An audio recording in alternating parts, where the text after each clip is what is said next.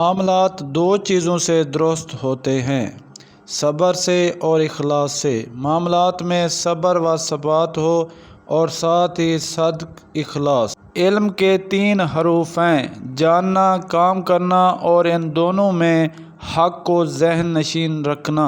جو مرید حکیم ہو وہ تین باتوں پر عمل کرتا ہے: نیند کا غلبہ ہو تو سوتا ہے، بھوک فاقے تک پہنچے تو کھاتا ہے، گفتگو صرف ضرورت کے وقت کرتا ہے۔ جس کی فکر صحیح ہو اس کی گفتار میں بھی سچائی ہوتی ہے اور کردار میں اخلاص۔ تقویٰ دور ہو جاتا ہے اس چیز سے جو تمہیں خدا سے دور کر دے۔ قناعت یہ ہے کہ جو چیز تمہارے ہاتھ میں نہ ہو اس کی طلب کی خاطر پریشان خاطر نہ رہو۔